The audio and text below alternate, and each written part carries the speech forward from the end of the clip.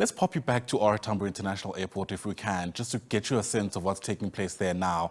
Our big story of the hour, of course, breaking news, is that Michael Lomas, a fugitive who's been wanted for years in connection with corruption and fraud at Kusile Power Station, he's finally arrived in South Africa, aged 77.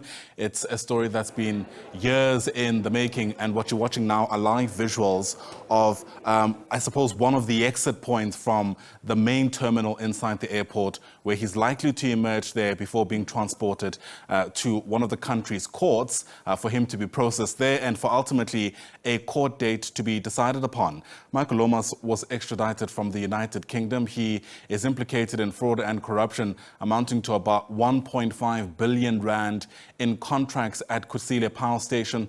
The SABC as well as other South African authorities have been working on this for quite some time, and that's why you see a heavy police presence, which might take you by surprise, by the way, especially when you see the kind of state he is in. I mean, he's 77 years old. He was rolled out on a wheelchair. He seems to have some kind of neck brace on him.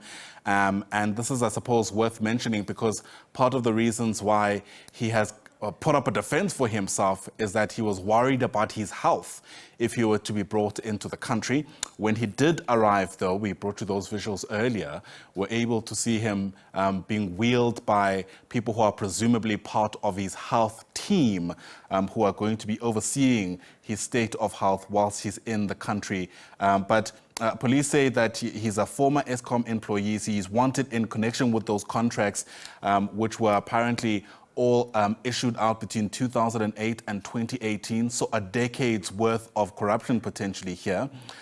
You know, he, as I mentioned, was arrested back in 2021. The exact date is the 15th of April in London, and he apparently allegedly manipulated these contracts and was previously arrested.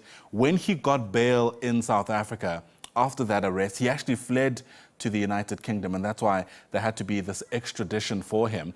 In many ways, this particular case is seen as a major step forward in trying to get to the bottom of what took place at Eskom and hopefully get information that's going to help us recover any kind of lost funds because of what took place all those years ago. And this continues to be an incredibly important story because as recently as yesterday, we heard MPs debating in Parliament proposed tariff increases that Eskom had applied to from energy regulator NERSA, asking for as much as a 43% increase for tariffs in the next financial year.